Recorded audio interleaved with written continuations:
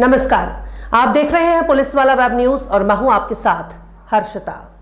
कटनी करौंदी महर्षि महेश योगी वैदिक विश्वविद्यालय ब्रह्मस्थान करौंदी में सतत भूजल उपयोग के लिए जल प्रबंधन वैदिक युग से आधुनिक युग तक की यात्रा विषय पर 2 दिवसीय राष्ट्रीय संगोष्ठी का शुभारंभ हुआ। इस अवसर पर कुलाधिपति वैद्य विद्या मार्तंड ब्रह्मचारी गिरीश चंद्र वर्मा ने स्वचलित मौसम स्टेशन का लोकार्पण किया। कार्यक्रम की शुरुआत दीप प्रज्वलन और वैदिक मंत्रोच्चार के साथ हुई। कुलगुरु प्रमोद कुमार वर्मा ने कहा कि जल संरक्षण आज वैश्विक चुनौती बन गया है, इसलिए वैदिक ज्ञान और आधुनिक विज्ञान का समन्वय बेहद जरूरी है। मुख्य अतिथि ब्रह्मचारी गिरीश चंद्र वर्मा ने कहा कि वैदिक ग्रंथों में जल को देवतुल्य माना गया है और जल संरक्षण के अनेक सिद्धांत बताए गए हैं। विशिष्ट अतिथि एडी सावंत और अध्यक्ष ए के सिन्हा ने सतत जल प्रबंधन और जागरूकता की आवश्यकता पर जोर दिया। इस दौरान जल वैज्ञानिकों का सम्मान किया गया और शोध पत्र संकलन महर्षि वैदिक स्वर पत्रिका और डॉक्टर रवि चौरे की पुस्तक जल चौपाल का विमोचन भी किया। अंत में जेपी शुक्ला ने आभार व्यक्त किया। इधर कटनी के दुबे कॉलोनी स्थित महर्षि विद्या मंदिर स्कूल के प्रिंसिपल विवेक मिश्रा समय समय पर सेमिनार आयोजित कर विद्यार्थियों को महर्षि महेश योगी के विचारों और परामर्श से अवगत कराते हैं। साथ ही विद्यार्थियों को अनुशासन, सभ्यता और ज्ञान के साथ आगे बढ़ने की प्रेरणा दी जाती है। ये हमारा महर्षि महेश योगी वैदिक विश्वविद्यालय है, भारत का ब्रह्मस्थान है। ये ज्योग्राफिकल सेंटर ऑफ इंडिया, भौगोलिक केंद्र, और हमारे माननीय कुलगुरु साइंटिस्ट प्रोफेसर प्रमोद वर्मा जी ने एक कॉन्फ्रेंस, एक सेमिनार ऑर्गेनाइज की है, जिसमें भारतवर्ष के शीर्षस्थ वैज्ञानिक विद्वान जो हैं यहाँ उपस्थित हुए हैं। कई विषय हैं जल के संबंध में।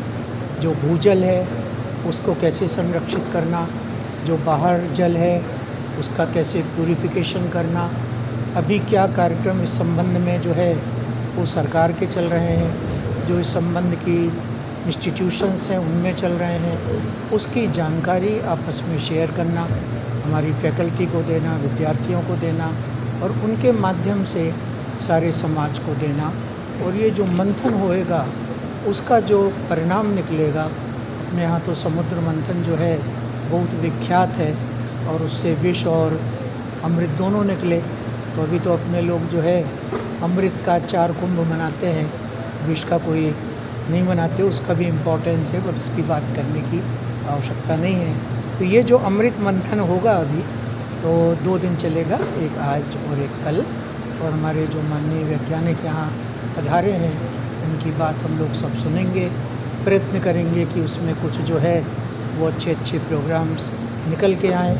इसमें महर्षि विश्वविद्यालय जो कर सकता होगा, जो भी हमारी आवश्यकता होगी, हम भी इसमें पार्टिसिपेट करेंगे, क्योंकि ये जन कल्याण का कार्यक्रम है। प्रत्येक व्यक्ति को जल की आवश्यकता है। आजकल कहते हैं जल जीवन है, बिल्कुल सत्य है। अभी युद्ध हो रहे हैं जल को लेकर के, तो आज आवश्यकता है इस बात की कि जल संरक्षण हो, जल का संवर्धन हो। अभी सुना केवल 20% जो अंडरग्राउंड वाटर है उसका शायद उपयोग हो पाता है, बाकी डिफरेंट उसमें चले जाते हैं। तो आप सब मीडिया के माध्यम से एक ही निवेदन है सभी लोगों को कि जल का संरक्षण करें, उसका शुद्धिकरण करें। केवल सरकार के ऊपर या वैज्ञानिकों पे नहीं छोड़ें, क्योंकि हमारी आबादी 140 करोड़ की है, हमारा भारत बहुत विशाल है।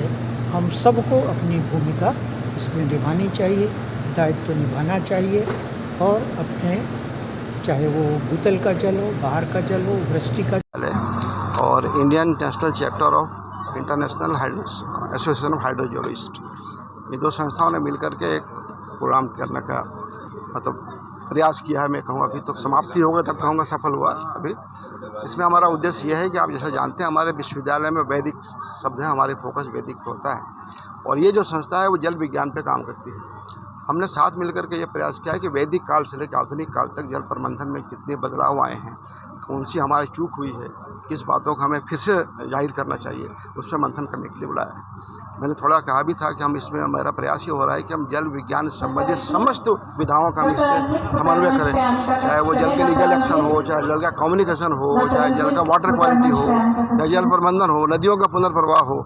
इन सब चीज़ों पर हम लोग प्रयास कर रहे हैं कि संस्थाओं के माध्यम से जितना हो सकते हैं समाज के लिए हम जलोपयोगी काम कर सकते हैं। Thank you.